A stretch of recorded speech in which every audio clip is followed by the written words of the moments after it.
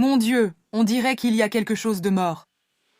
Oui, les toilettes sont bouchées et la maintenance ne marche pas, donc c'est tout ce que je peux faire. Il y a quelque chose de très personnel quand l'un de tes films favoris a une suite désastreuse, et pas seulement un film qui déçoit ou ne répond pas à tes attentes. Ceux qui font vraiment mal, ce sont ceux qui contredisent tout ce que le film que tu aimais disait. Et il n'y a peut-être pas de film plus coupable de ça que American Psycho 2. Oui, je viens de tuer Brian, mais il faut voir le bon côté des choses. Je tue pour un avenir meilleur. Avant de s'attarder dans la misère abjecte qu'est American Psycho 2, on devrait probablement parler un peu de ce qui rendait le premier film si merveilleux au départ. Basé sur le roman American Psycho de 1991 de Bret Easton Ellis, le film du même nom est sorti en 2000. Le film et le livre suivent un banquier d'affaires, Patrick Bateman, menant une double vie de tueur en série.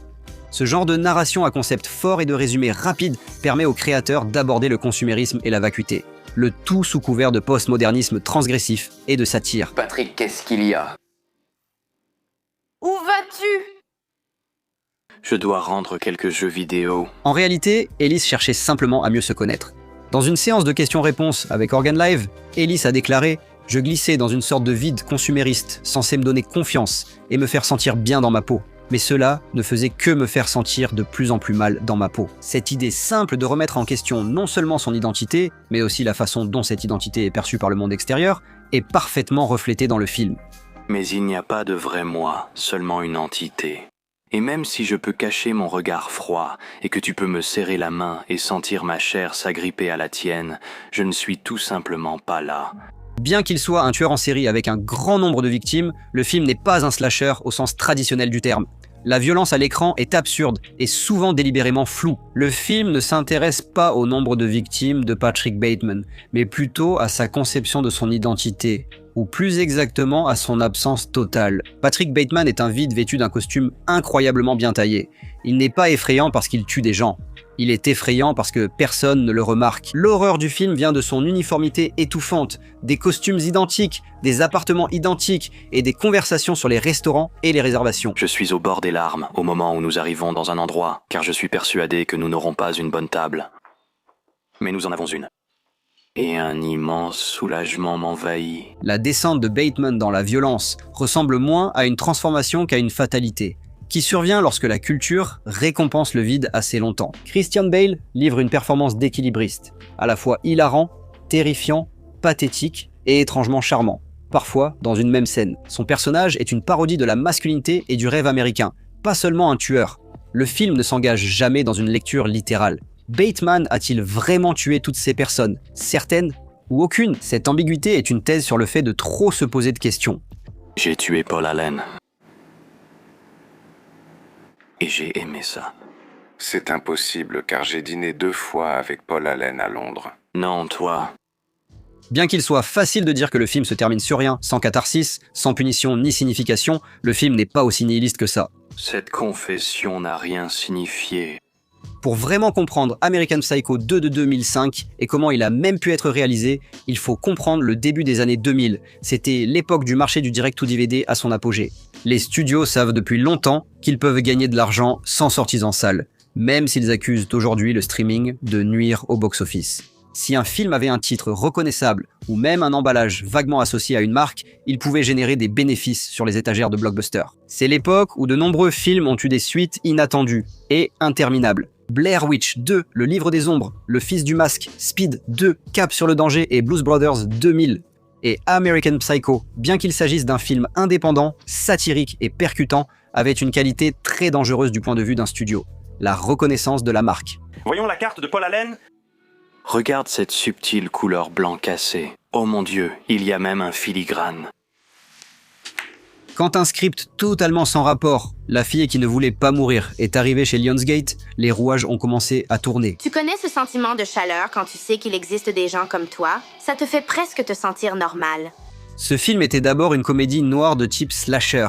Une jeune fille survit à une attaque, grandit puis devient tueuse en série. C'est un concept bourré de clichés, typique de la fin des années 90 et du début des années 2000, qui serait probablement sorti directement en DVD de toute façon, existant discrètement aux côtés d'une centaine d'autres thrillers oubliables. Il préférait suivre la tendance des films Scream plutôt que de s'inspirer du plus complexe American Psycho. Parfois, cela fonctionne. Dix Cloverfield Lane était initialement un scénario spéculatif en production, quand les producteurs ont constaté des similitudes avec Cloverfield et ont adapté le script pour en faire, selon J.J. Abrams, un parent ou successeur spirituel. Le problème, c'est que, quoi qu'ait été Dix Cloverfield Lane avant ses liens génétiques lâches, c'était un excellent film à la base, un thriller tendu sur la paranoïa et le pouvoir. La fille qui refusait de mourir avait une mauvaise structure et des bases défectueuses dès le départ. Peu importe les liens ténus qui ont été faits, ils ne l'ont pas réécrit ni retravaillé en profondeur.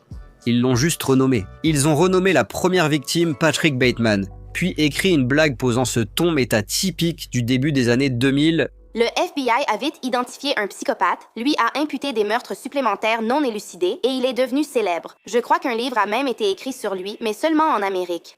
Ils ont collé le titre sur la jaquette et soudain, ce slasher quelconque était vendu comme la suite de l'un des films les plus commentés de la décennie précédente. Voilà. C'est ça, le lien. Regardez American Psycho 2 est une expérience surréaliste. Pas parce qu'il est audacieux ou expérimental d'une manière amusante à la Lynch, mais parce qu'on a l'impression que ce film n'a absolument aucune compréhension de la franchise à laquelle il prétend appartenir. Ce n'est ni une satire, ni une étude de personnages intelligente, ni ambigu ou dérangeant de façon significative. C'est un slasher classique, avec des répliques abondantes, des meurtres exagérés et un ton instable entre sarcasme de sitcom et improvisation de théâtre amateur.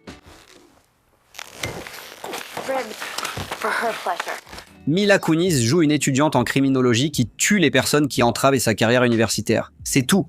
Elle tue parce qu'elle veut réussir. C'est une thèse bien trop légère pour reposer uniquement sur l'idée que le succès vaut la peine de tuer. American Psycho utilisait le succès comme une force creuse et déshumanisante. American Psycho 2 traite le meurtre comme un trait de personnalité excentrique, tout en essayant désespérément d'être drôle. J'espère que t'as fait bon voyage. L'une des choses les plus accablantes à propos d'American Psycho 2, c'est que Mila Kunis a déclaré ouvertement qu'elle regrettait d'avoir joué dans le film, expliquant qu'elle ne savait même pas qu'il allait devenir une suite d'American Psycho avant la fin du processus. Bret Easton Ellis, l'auteur du roman original, était tout aussi déconcerté. Lorsqu'on lui a posé des questions sur la suite, il a essentiellement haussé les épaules et déclaré qu'il n'avait eu aucune implication, aucune compréhension de la raison de son existence, et aucun lien créatif avec elle, quel qu'il soit. Ce qui rend cette histoire encore plus étrange, c'est que American Psycho 2 n'était pas censé être un désastre isolé. Je t'ai dit de faire ton somme de beauté. Nous avons une longue nuit devant nous. Selon Ellis, il y avait des rumeurs selon lesquelles Lionsgate envisageait de transformer American Psycho en une véritable franchise. Tout un univers de tueurs sociopathes élégants dans des villes chères. Et sur le papier, cela semblait probablement vendable, mais sur le plan créatif, cela passe complètement à côté du sujet. La franchise s'est effondrée sous le poids de sa propre incompréhension. American Psycho n'est pas seulement un bon film, c'est une satire aiguisée comme une lame. C'est un film d'horreur, une comédie, une étude de personnages et une critique culturelle tout à la fois. C'est un film dont les gens débattent encore plus de 20 ans plus tard. Saviez-vous que le premier chien de Ted Bundy, un collet, s'appelait Lassie? Mais American Psycho 2 n'est pas une suite réalisée par des gens qui aimaient l'original et qui se sont trompés. C'est une décision marketing déguisée en continuation. Lorsque vous réduisez un film comme American Psycho à un simple titre, lorsque vous lui enlevez ses thèmes, son ambiguïté, son propos, vous ne faites pas simplement une mauvaise suite. Vous révélez l'instant précis où l'art cesse d'avoir de l'importance et où le produit prend le dessus, ce qui, selon certains, pourrait justement être ce qui rendait le propos du film original si beau à la base. Ce n'est pas seulement une question du plaisir de la conformité et de l'importance des tendances, c'est aussi une déclaration personnelle sur le groupe. Hé Paul!